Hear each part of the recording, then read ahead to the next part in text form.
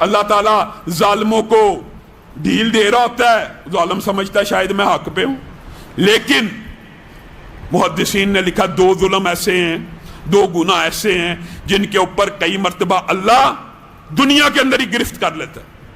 ایک تو گرفت یہ ہے نا، ایک عام فہم بات ہے، الٹیمیٹ جسٹس جو ہے وہ کہاں پہ ہونا؟ قیامت والے دن ہونا۔ ایک بندے نے 10 قتل کیے ہیں دنیا کے اندر، اس کو ایک مرتبہ قتل بھی کر دیا جائے تو یہ الٹیمیٹ جسٹس نہیں ہے۔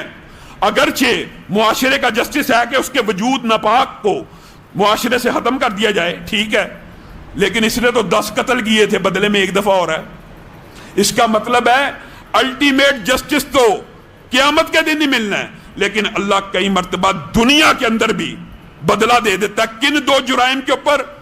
ایک مخلوق کے اوپر ظلم کرنے کے اوپر۔ آج ظلم کی تجارت عام ہو رہی ہے، یہ ظلم کے اوپر اللہ تعالیٰ استدراجی قانون کو بدل کر اسی وقت انتقام منتقم ذوالجلال والاکرام والے قانون کو، انتقام والے قانون کو بھی اللہ تعالیٰ زیر عمل لے آتا ہے، اور اس کی دلائل سینکڑوں ہیں، ہزاروں ہیں۔ چند ایک باتیں سمجھ لیجئے۔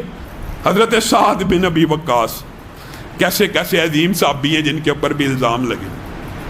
سعد بن ابی وقاص کو کوفہ کا حضرت عمر نے گورنر بنا دیا۔ کوفہ کے لوگوں کے بارے میں آپ جانتے ہیں کیسے اللہ معاف کرے بدبخت لوگ تھے۔ حضرت عمر کو شکایتیں بھیجنا شروع کر دی سعد بن ابی وقاص کے بارے میں کہ ایسے ہیں ایسے ہیں۔ حضرت عمر نے بلا لیا، کیا تو ایسے نماز پڑھتا ہے؟ سعد بن ابی وقاص مسکرانا شروع ہو گئے، کہنے لگے میں تو ایسی نماز پڑھتا ہوں عشاء کی کہ پہلی 2 رکعتیں لمبی ہوتی ہیں، دوسری 2 رکعتیں چھوٹی ہوتی ہیں، میں نے تو خود رسول اللہ سے نماز سیکھی ہے، میں لوگوں کو غلط نماز کیسے پڑھاؤں گا؟ حضرت عمر نے کہا مجھے آپ کے بارے میں یہی یقین تھا۔ پھر ہرکارے بھیجے کہ جاؤ اس کے خلاف کوئی گواہ لے کے آؤ۔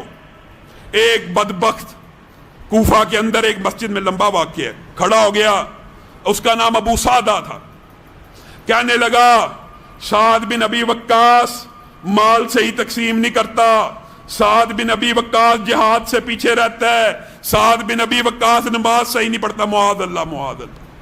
سعد بن ابی وقاص جیسے جلیل القدر صحابی کے بارے میں ایک بندہ صرف خطیب ہونے کی وجہ سے، قادر الکلام ہونے کی وجہ سے الزام لگا رہا ہے۔ حضرت سعد بن ابی وقاص کو پتہ چلا، کہا ٹھیک ہے، میں اپنی صفائی میں کچھ نہیں کہتا، میں یہ مقدمہ اللہ کی عدالت میں پیش کرتا ہوں۔ اگر اس بندے نے ریاکاری کی وجہ سے، زبان کی قادر الکلامی کی وجہ سے، اپنے آپ کو بڑا ظاہر کرنے کی وجہ سے، مجھے حقیر ظاہر کرنے کی وجہ سے یہ کام کیا ہے، تو اللہ تعالیٰ اس کو فقر و فاقے کا شکار کرے، اس کی عمر بڑی کرے، اس کو فتنوں کا شکار کرے۔ اس نے مجھ پہ 3 الزام لگائے، میں اس کو 3 بددعائیں دیتا ہوں۔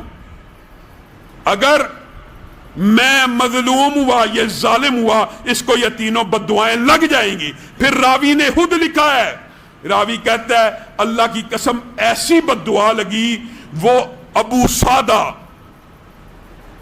بوڑھا ہو گیا، بوڑھا ہو گیا، پیسہ جیب میں ایک نہیں رہا، وہ گلیوں میں لوگوں سے بھیک مانگتا، اتنا بوڑھا ہوا کہ بھویں آنکھوں کے آگے آ جاتی، اور وہ بھووں کو اٹھاتا، آنکھوں کو کھولتا اور راہ جاتی لڑکیوں کو چھیڑتا۔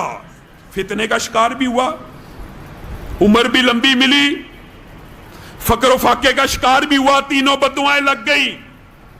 لوگوں نے اسے سمجھایا کیا ہو گیا، اسلامی معاشرہ ہے، اس عمر میں لڑکیوں کو چھیڑتا ہے، جب تیری دل میں خواہش بھی کوئی نہیں، تو کیسا بدبخت ہے، اس عمر میں مانگتا ہے، ایک لوگوں سے مانگتا ہے، پھر ان کی بچیوں کو چھیڑتا ہے، تو کس فتنے کا شکار ہو گیا؟ تجھے اللہ ہدایت نہیں دیتا۔ وہ زبان سے خود کہتا مجھے سعد بن ابی وقاص کی بددعا لگ گئی، میں نے ان کے خلاف ایک جھوٹی گواہی دی تھی۔ ایک جھوٹی گواہی دینے سے آج ظلم، ہم یہ سمجھتے ہیں کہ کبھی یہ بات بھی یاد رکھیے، ضروری بھی نہیں ہے کہ دنیا میں گرفت ہو، لیکن جن 2 گناہوں کی وجہ سے ہوتی ہے ان میں ایک ظلم ہے اور ایک قطع رحم ہے۔